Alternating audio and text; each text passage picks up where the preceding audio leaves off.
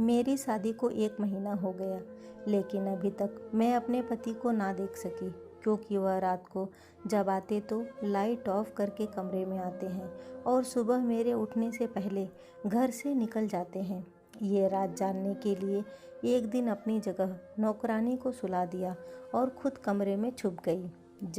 जब लाइट जलाई तो मेरी चीखें निकल गई, क्योंकि अचानक से आने वाली नींद के झोंकों ने मेरी बंद आँखों को खोलने पर मजबूर किया था।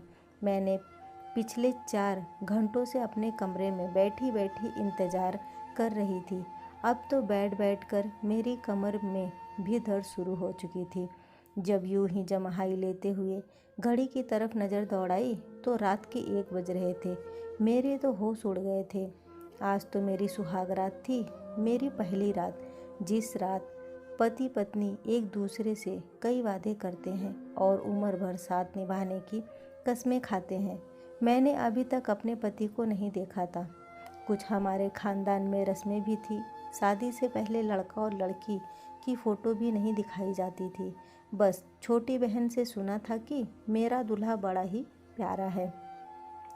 खुद ही दिल में सपने बुनने लगी थी। इस रात का इंतज़ार तो ना जाने मुझे कब से था, और मुझे जब लाकर इस कमरे में बैठाया गया तो मैं बहुत डरी सहमी सी थी। मगर 4 घंटे बैठने के बाद ना सिर्फ मेरी कमर दर्द कर रही थी, बल्कि जम्हाई ले लेकर मेरे सारे सपने और ख्वाहिशें भी खत्म हो चुकी थी।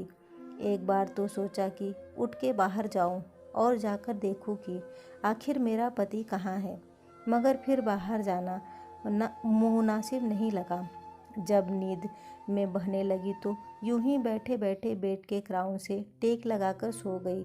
अब और इंतज़ार करना मेरे लिए मुश्किल था कि अभी दरवाजे का लॉक खुलने की आवाज़ आई।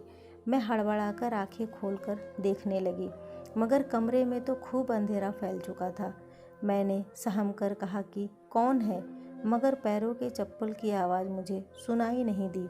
मैं सकपकाकर बोली कि सुनिए जी, क्या ये आप हैं? ये कमरे में इतना अंधेरा क्यों कर दिया? क्या लाइट चली गई है? मैंने एक ही सांस में कई सारे सवाल कर डाले थे। तभी गला खकार कर एक मर्दाना आवाज़ गूंजी, मैं हूँ आपका पति। इतना सुना था कि मेरे दिल की धड़कन तेज हो गई। हालांकि मैं जानती थी उस वक्त मेरे कमरे में मेरा पति ही आ सकता है। ऐसे लगता था जैसे पति की आवाज़ सुनकर मेरी सारी थकान वही दम तोड़ गई हो। अब मुझे शर्म आ रही थी, मगर एक बात की हैरानी हुई कि आखिर पति ने कमरे में आते ही अंधेरा क्यों कर दिया था। मुझे यह बात थोड़ी अजीब लगी। अगर लाइट चली गई थी तो मोमबत्ती या टॉर्च ही कमरे में ले आते। मैं आंखें फाड़ फाड़ के देखने की कोशिश कर रही थी कि जब मुझे एक मर्दाना साया सा अपनी तरफ आते हुए नजर आया। पति मेरे सामने आकर बैठा और कहने लगा कि माफ़ कीजिएगा, बाहर दोस्तों से गपशप लगाते हुए वक्त का पता ही नहीं चला। आप तो जानती हैं कि ऐसे मौके पर दोस्त कहाँ जान छोड़ते हैं। आप काफ़ी थक गई होंगी। मुझे लगता है आपको सोना चाहिए। बाकी बातें हम कल कर लेंगे। मेरा पति तो बात करते हुए बहुत अटक रहा था। उसके मुंह से तो हकलाते हुए शब्द भी ठीक से नहीं निकल रहे थे। इसका हरगिज ये मतलब नहीं था कि उन्हें अटक कर बोलने की बीमारी थी। वो तो यूँ बात कर रहे थे जैसे मुझसे शर्मा रहे हो। मुझसे शर्म आ रही हो। मर्द होकर उनका मुझसे शर्माते हुए बात करना मुझे बहुत परेशान कर रहा था। फिर याद आया कि छोटी बहन ने भी बताया था कि दीदी आपके मंगेतर बड़े शर्मीले किस्म के हैं। मैंने पति से कहा कि आपने कमरे में अंधेरा क्यों कर दिया? क्या आप मुझे देखना नहीं चाहते? जाहिर है एक औरत शादी की रात बस अपने पति के लिए ही तो सस्ती संवरती है, ताकि उसका पति उसे देखे, उसकी तारीफ करे। मेरी बात सुनकर पति कुछ देर खामोश रहा और फिर कहने लगा कि मैंने तो आपको भी जी भर के देख लिया था जब आपको मेरे पास लाकर बिठाया गया। आप बहुत खूबसूरत हैं, और हमारे यहाँ एक रस्म है, मुझ पर किसी ने जादू करवाई थी ताकि मेरी शादी ना हो सके। इसलिए पंडित जी ने बताया कि तुम्हें कुछ दिन तक रात को अंधेरे में पत्नी के पास जाना है। मुझे ये बात बड़ी अजीब लगी थी। मगर उस वक्त मैंने इस बात को सच मान लिया, क्योंकि पहली ही रात मैं किसी बहस में नहीं पड़ना चाहती थी। उस रात मैं सोने के लिए लेटी तो मेरा पति पहले ही लेट चुका था। दिल में एक ख्वाहिश थी कि पति का चेहरा देखूं। आखिर वो मेरा पति बन चुका था। जब वह बारात लेकर हमारे यहाँ आए थे, तब भी उनके चेहरे पर सेहरा बांधा गया था, जिसमें फूलों की लड़ियों से मुझे उनका चेहरा दिखाई नहीं दिया था। रात गुजर गई। मैंने सोचा कि चलो ये रात भी गुजर जाने दूं। चंद घंटों की तो बात है। सुबह होते ही मैं अपने पति को देखूंगी। मैं पति के पहलू में सो गई। सुबह जब मेरी आँख खुली तो मैंने मुस्कराकर बेड के दूसरी तरफ देखा। मैं चौंक कर उठ बैठी, क्योंकि बेड तो बिल्कुल खाली था। वहाँ तो मेरा पति ही नहीं था। वॉशरूम भी खुला था। मैं हड़बड़ाकर उठ बैठी और कमरे से बाहर निकल आई। बाहर आकर देखा तो मेरी सास परेशान सी बैठी थी। मुझे देखकर उनके चेहरे पर फौरन मुस्कुराहट छा गई, मगर उन्होंने कुछ पढ़ते हुए मुझे इशारों से अपने पास आने को कहा। मैं उनके पास गई और साथ साथ आसपास अपने पति को भी देख रही थी कि वह कहाँ चले गए। मैं सास के पास गई तो उन्होंने फौरन मुझ पर फूंक मार दी। शायद वो कुछ पढ़ रही थी और वह मेरे लिए ही पढ़ रही थी, जो उन्होंने मुझ पर पढ़कर फूंका था। यह देखकर मुझे पति की बात याद आने लगी। शायद ये मेरे और मेरे पति के लिए ही था। लगता था सचमुच में उन पर कोई जादू हुआ है। तभी तो सास भी मुझ पर कुछ पढ़ के फूंक रही थी। मैंने उनके पास बैठते ही सवाल किया, वो कहाँ है? मुझे तो कहीं कमरे में नज़र नहीं आए। तो सास दूसरी तरफ देखते हुए कहने लगी, बेटा वो काम पर जा चुका है। मैंने घड़ी के तरफ देखा तो सुबह के 7 बज रहे थे और ऑफिस का वक्त 9 बजे से शुरू होता है। फिर 7 बजे वह कैसे चले गए?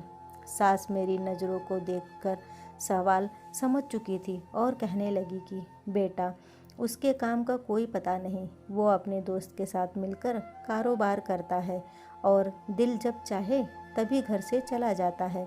तुम नाश्ता कर लो। मुझे यह बात बड़ी अजीब लगी। मेरा दिल चाहा सास से पूछूं, क्या पति की शादी में मर्जी नहीं थी? ना ही रात को उन्होंने मुझसे कोई बात की थी और ना ही वो चेहरा दिखाए। कैसे चले गए भला? कोई अपनी शादी के अगले दिन भी काम पर जाता है? मैं इसी सोच में गुम थी कि सामने वाले कमरे से एक लड़का निकला। मैंने उठकर देखा और जल्दी से अपना दुपट्टा सर पर ले लिया। मेरी सास मुस्कुराकर कहने लगी कि बेटी ये तुम्हारा देवर है। मैंने सरसरी सी नज़र दौड़ाई, उनको नमस्ते किया तो वो आंखों से ही जवाब देकर वहाँ से बाहर चले गए और सारा दिन भी यूं ही गुजर गया। मैंने नोट किया था कि मेरी सास काफ़ी परेशान दिखाई दे रही है, जबकि वो तो मिजाज की बहुत अच्छी औरत है। हमारा रिश्ता होने के बाद वह कई बार हमारे घर आई थी। मैंने उनके चेहरे पर कभी उदासी देखी ही नहीं थी। थोड़ी देर में ही वह बहुत खुश मिजाज थी। मैं तो बहुत खुश थी कि चलो सास बहू में खूब जमेगी, मगर वो तो मुझसे बात भी ख्यालों में डूबी हुई करती थी। मैं जब बुलाती तो ख्यालों से निकलकर मेरी तरफ देखने लगती। इस घर में मेरे पति सास के अलावा एक मेरा देवर भी था। हम 4 लोग ही यहाँ पर रहते थे। मैं शाम में अपने पति के आने की राह देख रही थी। बिल्कुल नई नवेली दुल्हन की तरह सज संवर कर बैठी हुई थी, मगर तभी दरवाजे पर दस्तक हुई। मैंने फ़ौरन मुस्कुराकर दरवाज़ा खोला तो सामने मेरा देवर रामू खड़ा था। वो मुझे यूँ खड़ा देखकर हड़बड़ाते हुए नज़रें चुरा लिया। मैंने भी उसे नमस्ते किया और वापस अंदर आ गई। बहुत रात हो चुकी थी। बार बार मेरी नज़रें घड़ी पर जा रही थी। ना जाने मेरा पति कहाँ रह गया था। सास ने ज़बरदस्ती खाना भी खिला दिया। देवर भी वहीं खाना खा रहा था। मुझे महसूस हुआ कि जैसे वो मुझे चोरी चोरी देख रहा है। मैंने जब उसके तरफ देखा तो वह बौखलाकर नज़र ही बदल दिया और फिर आधा खाना छोड़कर घर से चला गया। मेरे दिमाग में बहुत ख्याल आ रहे थे। मैं यूं ही बैठी सोच रही थी कि आखिर वजह क्या थी। दिल घबराने लगा तो बालकनी में खड़ी होकर रोने लगी। आंखों से आंसू बह रहे थे। शायद मैं उनको पसंद नहीं आई थी। वो मुझसे नफरत करते थे या फिर उनके दिल में कोई और था। मैं अभी यूं खड़ी रो ही रही थी कि तभी कमरे में खूब अंधेरा फैल गया। हल्की रोशनी बालकनी के बल्ब की थी, जिसे मैंने यूं ही जलता छोड़ दिया और फिर कमरे में चली आई। श्याम दूसरी तरफ मुंह किए बैठे थे। मैं आज हर बात क्लियर करना चाहती थी, इसलिए बिना कुछ कहे पति के पास जाकर बैठ गई। मेरा कंधा पति के कंधे से के साथ लग गया तो वह फौरन मुझसे इतना दूर हुए कि उनका कंधा दोबारा मेरे कंधे के साथ ना लग सके। मैं पति से हर बात क्लियर करना चाहती थी कि आखिर वो मेरे साथ ऐसा क्यों कर रहे हैं। मैंने एक बार फिर पति के तरफ देखा और डरते डरते पति का हाथ थाम लिया। मेरा हाथ महसूस करते ही फौरन श्याम ने अपना हाथ छुड़वाया और उठ खड़े हुए। दूसरे तरफ मुंह मोड़ के कहने लगे कि जो भी बात करनी है जल्दी करें, मैं बहुत थक गया हूँ, मुझे नींद आ रही है। पति की बातें मेरी आंखों में आंसू ले आया था। मैं बोली कि क्या आप किसी और को पसंद करते हैं? अगर ऐसी कोई बात थी तो आपने मुझसे शादी क्यों की? पति फौरन गला खकार कर बोले कि मैं किसी और को पसंद नहीं करता, बस मेरी एक मजबूरी है। ना ही मैं आपको अपना चेहरा दिखा सकता हूँ और ना ही मेरे पास वक्त है जो आपके पास बैठकर मोहब्बत भरी बातें करूँ। मुझे भी गुस्सा आ रहा था। आखिर ये कौन सी मजबूरी थी कि मेरा पति मुझसे दूर भागे और मैं उसके पास आने की कोशिश करती रहूं। उस दिन के बाद कई दिन यूं ही गुजर गए और सारी रात मैं यूं गहरी नींद सोती कि मेरी आँख फिर सुबह ही जाकर खुला करती थी। सारा दिन पति घर से बाहर रहता था और दूसरी तरफ मुझे न जाने क्यों ये महसूस होने लगा कि जैसे मैं किसी की नज़रों में हूँ। लेकिन जब मैं इधर उधर देखती तो कोई नज़र नहीं आता था। एक बार मैं शाम को चाय बनाकर अपनी सास के कमरे में जाने लगी तो उनकी आवाज़ सुनकर वहीं रुक गई। वो शायद किसी से फ़ोन पर बात कर रही थी। बार बार वो एक ही शब्द दोहरा रही थी, पता नहीं कौन था, लेकिन मेरी सास उसकी विनती कर रही थी। ना जाने मेरी सास को कौन ब्लैकमेल कर रहा था। मैंने जब उनके कमरे का दरवाज़ा खटखटाया और कमरे में दाखिल हुई तो वो फ़ोन बंद करके अपने आंसू पोंछने लगी। मैंने उनके रोने की वजह पूछी तो वो कहने लगी कि उनका भाई है, उनसे नाराज़ है, कई साल हो गए हैं उनसे सीधे मुंह बात ही नहीं करता है, ना ही कभी उनसे मिलने आता है। वो उसकी फ़ोन पर रो रो के विनती करती है। मेरा दिल अपनी सास की बात सुनकर उदास हुआ था, मगर उसके बाद जो सच्चाई मेरे सामने आई मैं दंग रह गई थी। चंद दिन बाद ही सास की बहन उनसे मिलने आ गई। मुझसे भी बड़े प्यार से मिली, खाना भी हमारे साथ खाया। मैंने ये महसूस किया था कि सास और देवर दोनों को खाना खाना नागवार सा लग रहा था। मेरा देवर तो खाना खाते ही अपने कमरे में चला गया और जब देवर के ये तेवर मौसी ने देखा तो वो मेरी सास से कहने लगी, तुमने रामू का रिश्ता बचपन से ही मेरी बेटी से तय किया था। अब तुम मुझे बताओ कि कब तक मेरी बेटी को बहू बनाकर लाओगी। मेरी सास अपनी बहन को टाल मटोल कर रही थी। मुझे यह महसूस हुआ कि जैसे वो रामू की शादी अपनी बहन की बेटी से कराना ही नहीं चाहती। अगले दिन मेरी सास अभी सो ही रही थी कि मौसी जाग गई। मैं किचन में अपने लिए नाश्ता बना रही थी, तभी मौसी भी वहीं आ गई। मुझसे कहने लगी कि मैं उनके लिए भी नाश्ता बना दूं। मैंने उनके लिए भी नाश्ता बनाया और हम एक साथ नाश्ता करने लगे। मौसी मुझसे कहने लगी, श्याम नज़र नहीं आ रहा, क्या अब तक सोया पड़ा है? कल से मैं आई हूँ, उस लड़के को मिलने की भी इच्छा नहीं हुई। मैंने कहा, वो सुबह सवेरे ही काम पर चले जाते हैं। कहने लगी, चलो सुबह चला जाता है तो रात को वापस कब आता है? मैंने कहा, वो बहुत देर से आते हैं। मेरी बात पर मौसी खामोश हो गई थी, फिर अपनी चाय पीने लगी। मुझे एकदम से अपनी सास की भाई का ख्याल आया तो मैंने भी जिक्र कर दिया।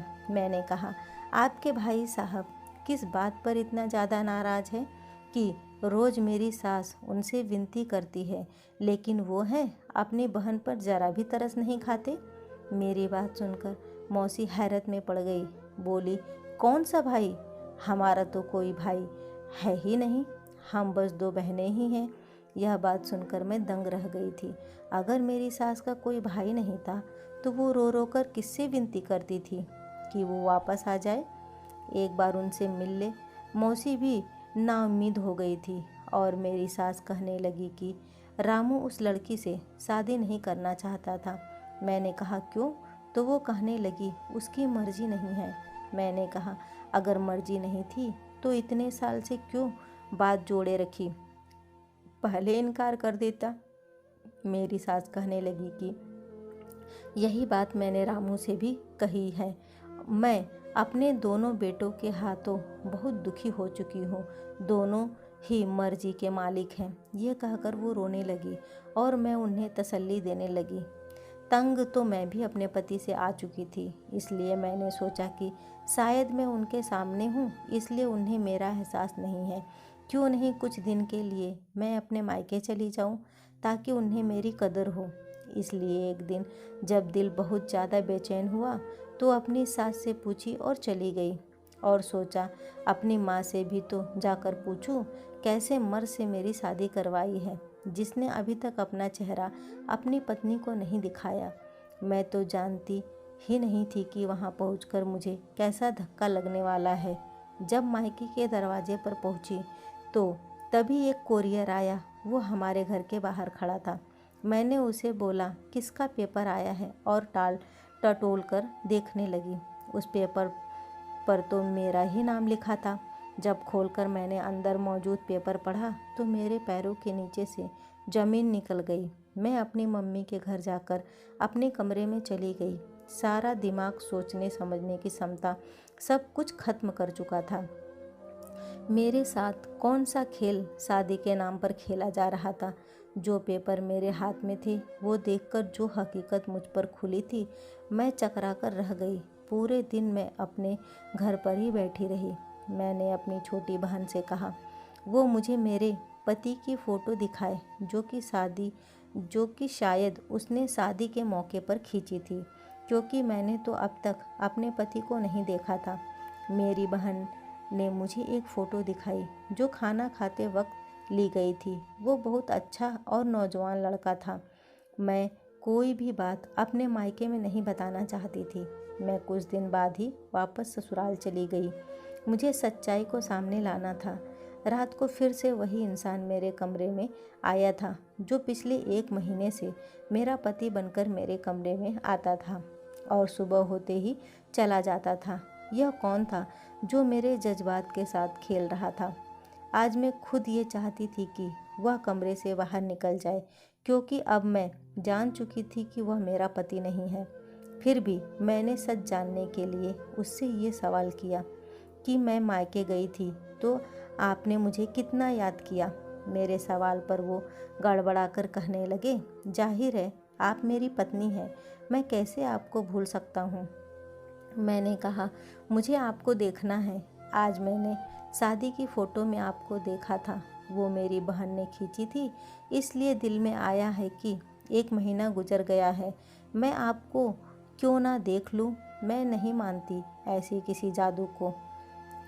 अब आप खुद लाइट जलाएंगे या मैं जला दूँ? वो कहने लगे कि मैं पहले भी आपसे कह चुका हूँ कि मेरा इलाज चल रहा है और आप इस इलाज को सच मानती हैं या झूठ, लेकिन मैं ये इलाज करवाए बिना आपके सामने नहीं आऊँगा।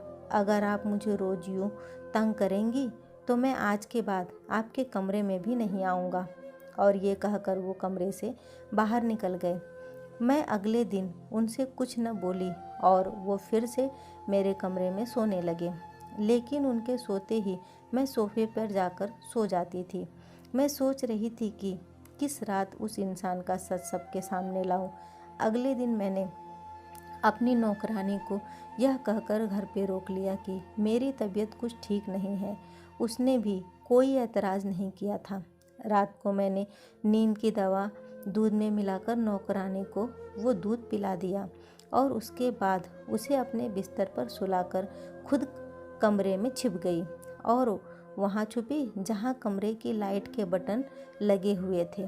रात को काफ़ी देर बाद वो इंसान मेरे कमरे में आया और बेड के दूसरे तरफ बैठ गया कि मैंने फ़ौरन लाइट जला दी। और जब मैंने उस इंसान को देखा तो मेरे होश उड़ गए। वो तो मेरा देवर था। तो क्या पिछले 1 माह से मेरे कमरे में वही आ रहा था? वो मुझे हैरत से देख रहा था। मैंने कहा कि तुम्हें शर्म नहीं आई यूँ मेरे कमरे में आते हुए? उसने कोई जवाब नहीं दिया। मैंने वो पेपर अलमारी से निकालकर उसके मुंह पर मारा और रोने लगी। वो पेपर डिवोर्स के पेपर थे, जिसमें खत भी मौजूद था, जिस पर लिखा था कि मैं किसी और से शादी करना चाहता था, लेकिन मेरी माँ ने ज़बरदस्ती मेरा रिश्ता तुमसे तय कर दिया और मेरे लाख मना करने के बाद भी मेरा तुमसे विवाह करवा दिया। लेकिन मैं शादी की रात ही भाग गया था और अब तुम्हें डिवोर्स पेपर भेज रहा हूँ ताकि तुम जिससे चाहो शादी कर लो। उस वक्त मैं चकरा कर रह गई थी कि जब मेरा पति शादी की पहली रात ही भाग गया था तो कौन मेरे कमरे में आता है, और मेरा देवर मुझे धोखा दे रहा था। मैंने उसका कॉलर पकड़कर उसे झकझोर के रख दिया कि उसने मेरे साथ ऐसा क्यों किया। वो कहने लगा, मैंने आज तक आपके साथ ऐसा कुछ नहीं किया कि आपको या मुझे शर्मिंदगी उठानी पड़े। मैंने जो कुछ किया अपनी माँ के कहने पर किया, क्योंकि श्याम भाई शादी की रात ही भाग गए थे। मेरी माँ डर गई थी कि अगर यह बात फैल गई तो क्या होगा, इसलिए मुझे कमरे में जाने का कहती है ताकि आपको इस बात का शक ना हो जाए और बात बंद मुट्ठी में ही रह जाए। लेकिन मैंने आपके साथ कुछ भी गलत नहीं किया। मैंने कहा, मैं यहाँ सिर्फ सच जानने आई थी। तुम्हारा भाई मुझे डिवोर्स दे चुका है, इसलिए मेरा इस घर से कोई रिश्ता नहीं। मैं अगली सुबह अपने मायके चली गई और सारी बात अपने घर वालों को बता दी। मगर कुछ माह बाद मेरी सास हमारे घर आई। उन्होंने मेरे घर वालों से माफ़ी मांगी और मेरा रिश्ता रामू के लिए मांगने लगी। कहने लगी, अब अगर अपनी बेटी की शादी की तो आपको अच्छा रिश्ता नहीं मिलेगा। गलती मेरे बेटे की है या मेरी, और सज़ा आपकी बेटी को क्यों काटनी पड़े। मैंने श्याम से बहुत विनती की कि वो वापस आ जाए, लेकिन वो नहीं आया। मेरे मम्मी पापा ने मेरा विवाह रामू से करवा दिया। सच ही कहते हैं कि एक औरत ही औरत का घर बर्बाद भी करती है और आबाद भी। दोस्तों, कैसी लगी ये कहानी मुझे कमेंट करके ज़रूर बताइएगा। वीडियो को लाइक और शेयर करना न भूलें। चैनल पे पहली बार आए हैं तो इसे सब्सक्राइब ज़रूर करें। कहानी सुनने के लिए आपका बहुत बहुत धन्यवाद।